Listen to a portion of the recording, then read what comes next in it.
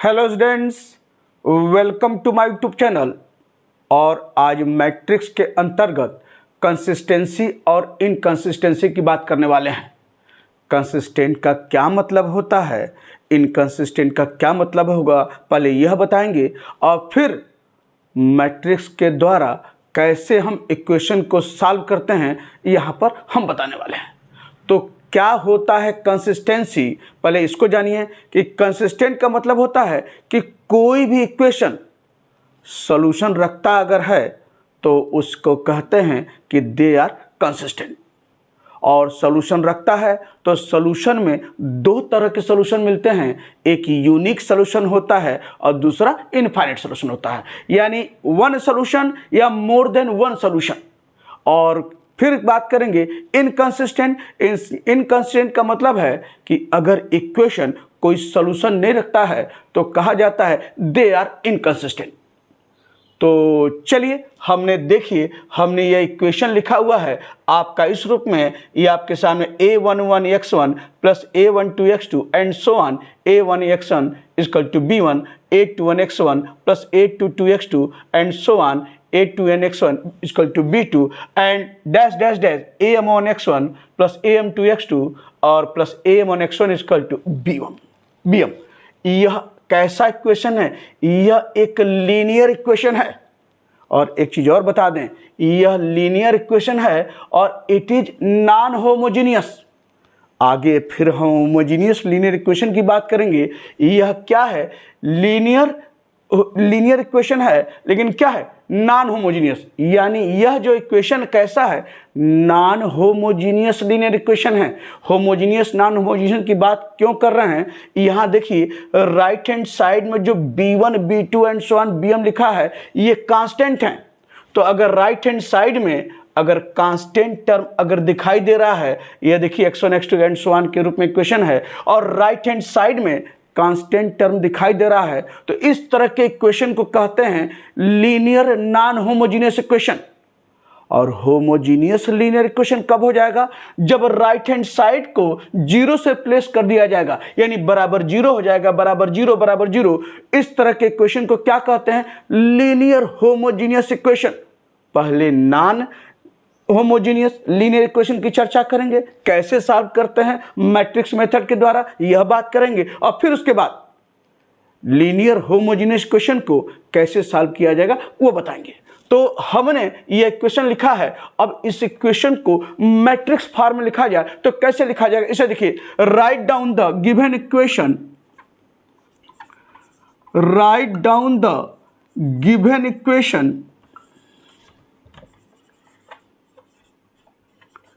इन matrix form as. क्या होता है मैट्रिक्स फॉर्म? ax बराबर b, आप जानते हैं किसी भी इक्वेशन को अगर मैट्रिक्स फॉर्म लिखना है तो क्या लिखते हैं? ax बराबर b। a क्या है? a जो इक्वेशन है उनके कोफिशिएंट से मिलकर बना हुआ मैट्रिक्स है। यानी a मैं क्या बोल रहा हूं, ये जो इक्वेशंस है सारे इक्वेशन में इनके कोफिशिएंट्स देखा जाए क्या क्या है, तो जो मैट्रिक्स बनती है वही ए मैट्रिक्स है।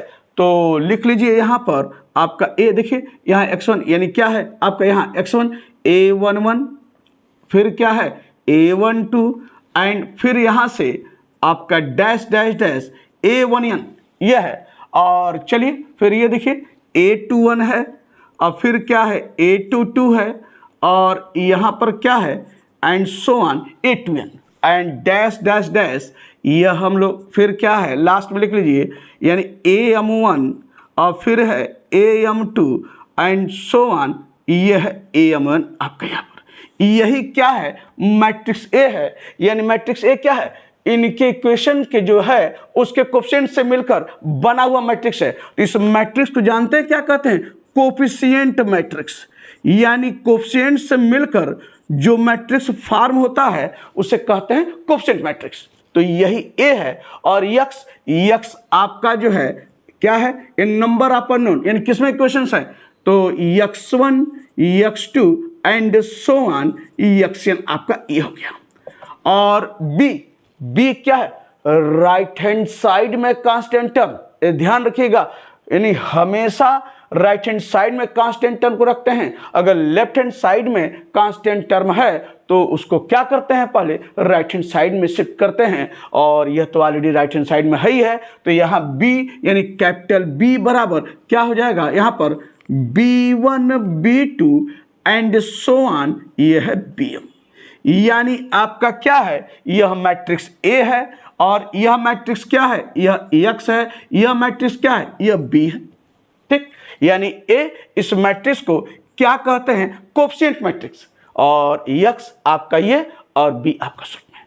तो यह मैट्रिक्स फॉर्म में लिखा है। और अब एक हम नई मैट्रिक्स की बात करेंगे, वह मैट्रिक्स क्या है, एक मैट्रिक्स C फॉर्म करते हैं जो A और B से मिलकर बनता है। तो चलिए मैं आपको बता दूं, यहां पर C मैट्रिक्स ऐसे इस रूप में लिखिए, देयरफॉर C बराबर एक ऐसा मैट्रिक्स है जो A और B से मिलकर बना है। ये देखिए A और B से, तो क्या होगा, C बराबर, यहां देखिए मैट्रिक्स A है, लिख लीजिए, ये आपका है A11 A12 A1n, और फिर ये लिख लीजिए A21 A22 और A2n, और and so on AM1 AM2 and so on AM। यह आपने मैट्रिक्स A लिखा है। ठीक, और कहा ना B भी इसमें शामिल है, तो थोड़ा सा आप यहाँ पर डिस्टेंस लेते हुए आप दिखा सकते हैं ऐसे, यानी यह मैट्रिक्स आपका इस रूप में यानी दिखाते हैं। B क्या है, B देखिए आपका यह है, और ये क्या है B1 और B2 एंड सो ऑन, यह आपका BM है, और यह मैट्रिक्स क्या है, C मैट्रिक्स है। इस मैट्रिक्स का नाम है, जानते हैं इस मैट्रिक्स क्या कहते हैं, C is called augmented matrix. C is called augmented matrix, यानी यह मैट्रिक्स A है, और C जो मैट्रिक्स है वह कैसा मैट्रिक्स है, A और B से मिलकर बना हुआ मैट्रिक्स है, तो C is called augmented matrix. अब यहां से हम चेक करते हैं कैसे कि इक्वेशन कंसिस्टेंट कब होगा, इक्वेशन इनकंसिस्टेंट कब होगा, और अगर इक्वेशन कंसिस्टेंट है मीन्स सॉल्यूशन रखता है, ये उसके बाद चेक करना है कि सॉल्यूशन यूनिक रखता है या सॉल्यूशन इनफाइनाइट रखता है। तो आगे हम बताते हैं कि इक्वेशन कंसिस्टेंट कब होगा। तो यहां से फिर बढ़िए, अब इक्वेशन कब कंसिस्टेंट होंगे मैट्रिक्स में, इसे देखिए, यानी rank of A is equal to rank of C, यानी A की रैंक जो यह मैट्रिक्स है और C की रैंक जो एगुमेंटेड मैट्रिक्स है, अगर दोनों की रैंक बराबर है तो इक्वेशन कैसा होगा, कंसिस्टेंट होगा, यानी इट हैज ए सॉल्यूशन। मैंने बोला है ना, कंसिस्टेंट का मतलब है कि इक्वेशन सॉल्यूशन रखता है। कब, जब A की रैंक और C की रैंक बराबर है। अब सॉल्यूशन रखता है तो इसके भी दो हिस्से हैं। किस तरह का सॉल्यूशन रखता है, यूनिक सॉल्यूशन रखता है कि इनफाइनाइट सॉल्यूशन रखता है। तो इसमें क्या है, अब यहां पर अगर बराबर होने के बाद it has unique solution,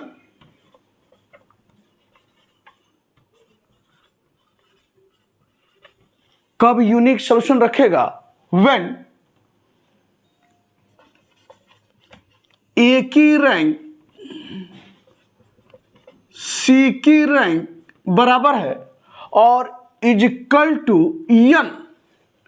n क्या है, n जो है वेयर, n जो है क्या है, number of unknowns, number of unknowns.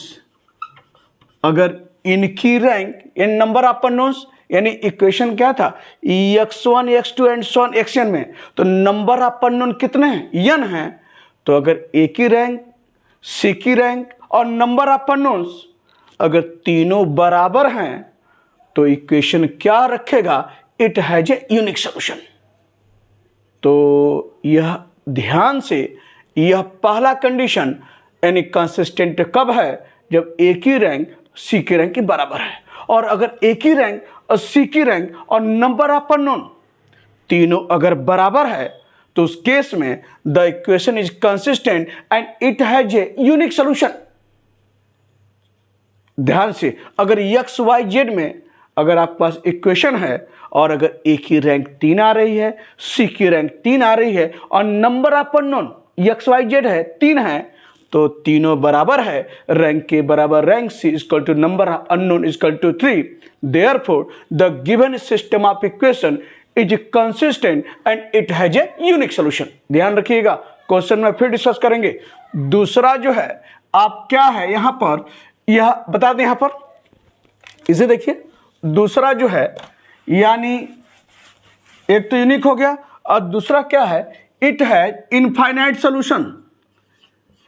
It has infinite solutions.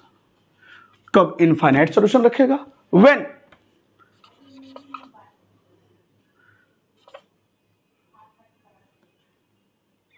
वहां वेयर न कहिए, 7 कीजिए, व्हेन आप यहां कर लीजिए। तो it has infinite solution when क्या होगा, रैंक ए की रैंक और सी की रैंक ये बराबर तो है एंड इज इक्वल टू बराबर आर।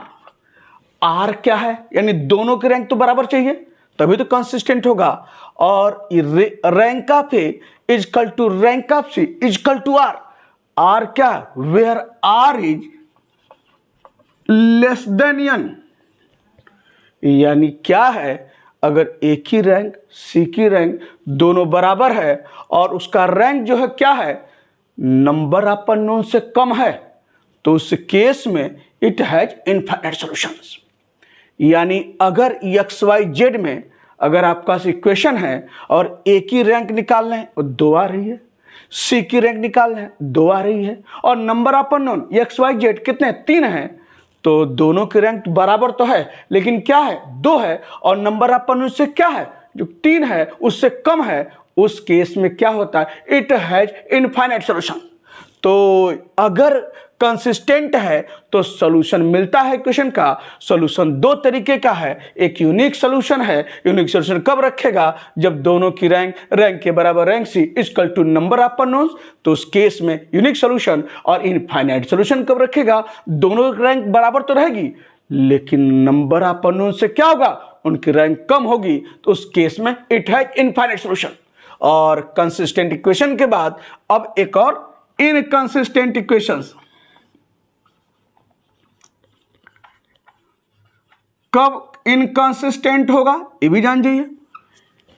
इक्वेशंस कब इनकंसिस्टेंट हो गए, जब ए की रैंक और सी की रैंक बराबर ना हो, यानी rank A is not equal to rank C, उस केस में the given equation, the equations are inconsistent, means it has no solution, या आप कह सकते हैं the given equations are not consistent.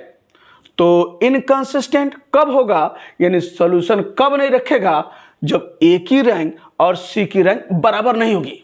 यानी अगर एक्स वाई जेड में इक्वेशन अगर है तो अगर ए की रैंक 2 आ रही है, सी की रैंक 3 आ रही है, इसका मतलब यह है कि रैंक सी के बराबर नहीं है, तो क्या कहेंगे, the equations are given system of equations are not consistent और इनकंसिस्टेंट। तो यह हमने जिक्र किया कंसिस्टेंट कब होगा मैट्रिक्स के द्वारा, वह कैसे टेस्ट करते हैं यह आपके सामने, कब इनकंसिस्टेंट होगा ये आपके सामने सब डिस्कस किया। और नेक्स्ट वीडियो में क्वेश्चन लेकर आते हैं इस पर, और देखिए सारा picture line by line clear होने वाला है। तो आपसे मुलाकात हो रही है नेक्स्ट वीडियो में।